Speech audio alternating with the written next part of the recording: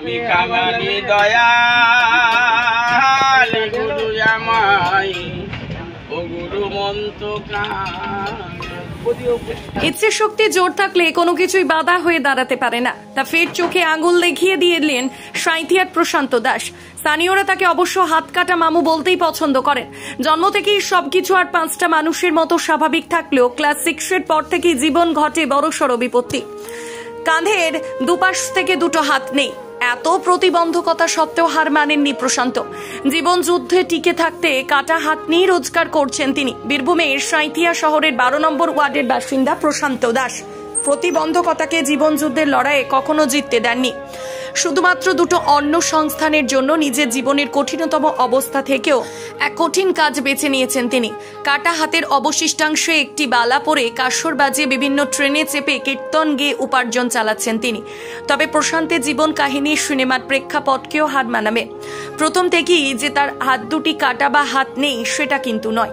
তবে কিভাবে ঘটল এই বিপত্তি, এই বিষয়ে প্রশান্ত দাস আমাদের জানান, তিনি যখন ক্লাস 6-এ পড়তেন সেই সময় স্কুল থেকে বাড়ি ফেরার পথে তিনি দেখতে পান রাস্তার মধ্যে একটি ইলেকট্রিক তার ছিঁড়ে পড়ে রয়েছে। ছোট সেই বয়সে তিনি অনুভব করেন যে এই ইলেকট্রিক তার অন্য কারো হাতে বা পায়ে লাগলে বড় বিপর্যয় ঘটতে পারে। আর সেই কারণে অবুঝ মনে সে ইলেকট্রিক তারটিকে তিনি পায়ে করে সরাতে গেলে তারের মধ্যে হাত পড়ে যায়। আর সেখানে তিনি অজ্ঞান হয়ে পড়ে গেলে বাড়ির লোকজন তাকে চিকিৎসার জন্য হাসপাতালে নিয়ে গেলে সেখানে চিকিৎসকরা দেখেন তার হাতের অবস্থা খারাপ। তার দুটি হাত কেটে বাদ দেওয়া ছাড়া আর কোনো উপায় নেই। তারপর থেকে শুরু তার জীবন যুদ্ধ। তবে বিশেষভাবে সক্ষম বলে যে তার পাশে পরিবারের লোকজন ছিল না সেটা নয়, বাড়ির লোকজনের সহযোগিতায় তিনি ধীরে ধীরে সেই দুর্ঘটনা ভুলে স্বাভাবিক হন। বড় হওয়ার পর তার বাবা মা তার বিয়ে দেন, তবে তার থেকে তার স্ত্রী বা তার সঙ্গী ছায়া হয়ে রয়েছে। বর্তমানে প্রশান্তের বাড়িতে রয়েছে তার স্ত্রী, তার মা, বাবা এবং তার একটি ছোট্ট ছেলে এবং একটি মেয়ে। ট্রেনের মধ্যে কীর্তন গেয়ে কোনো দিন তিনি 300 থেকে 400 টাকা, আবার কখনো 1000 টাকা পর্যন্ত প্রত্যেক দিন উপার্জন করেন। সকালে উঠে তিনি খাওয়া দাওয়া সেরে হাতে বালা পরে কাসর নিয়ে বেরিয়ে পড়েন স্টেশনে। সেখান থেকে বিভিন্ন ট্রেনে চেপে তিনি এ প্রান্ত থেকে ও প্রান্ত ঘুরে কীর্তন গিয়ে উপার্জন করে নিজের সংসার চালাচ্ছেন। আমার নাম প্রশান্ত দাস। মূলত কি করেন? আমি ট্রেনে ভিক্ষা করি। ভিক্ষা করেই সংসার চলে। আমি নিয়ে আসি, আমার সংসার ইনি চালাই, ইনি আমার মিসেস। হ্যাঁ, ইনি সংসার দেখাশুনো করে। আর আমি সকাল হলেই তো কৃষ্ণ নাম নিয়ে বেরিয়ে যাই ট্রেনে। হ্যাঁ, সারাদিন কেমন উপার্জন হয়? সারাদিন ওই 400, 300, 350, 500, কোনো দিন বাজার ভালো হলে। হ্যাঁ, বাড়িতে কে কে আছে? বাড়িতে ছেলে, ওই যে আসো,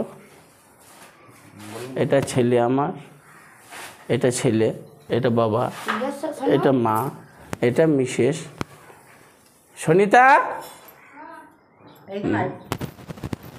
এটা আমার মেয়ে, এটা আমার মেয়ে। এই মেয়েরই বৈশাখের 5 তারিখে বিয়ে লেগেছে এই পাথায়, বড় পাথায়ে। তাই খুবই ব্যস্তর মধ্যেই আছি। হ্যাঁ, এই যে দুটো হাত নেই, কীভাবে চলে? মানে কী হয়েছিল? এটা ক্লাস 6-এর ছেলে যখন ছিলাম, আমি ছোট, তখন স্কুল থেকে বাড়ি আসছিলাম, তার ছিঁড়ে মাটি পড়ে গিয়েছিল। হাত দিয়ে ট্রেনে সারাতে যেয়ে অজ্ঞান হয়ে গিয়েছিলাম, পায়ে লেগে গিয়েছিল। হ্যাঁ, দু হাত নেই, পরিবারে কতটা সহযোগিতা করেন? আমি পরিবারেই সবাই আমাকে খুবই শ্রদ্ধা করে, খুবই ভক্তি।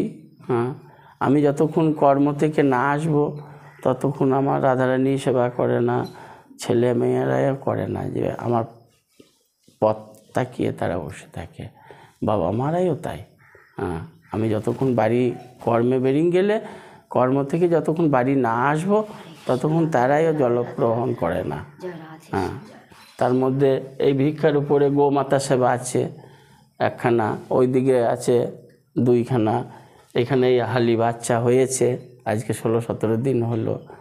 এই নিয়েই মহাপ্রভুর কৃপাতে কোনো রকম চলে যাচ্ছে। ভিক্ষা ছাড়া কি আমরা কোনো সরকারি সুযোগ সুবিধা পাই? না, সরকারি কোনো সুযোগ সুবিধার মধ্যে 1000 টাকা পাই প্রতিবন্ধী যে ভাতাটা অক্ষম হ্যাঁ অক্ষম ভাতা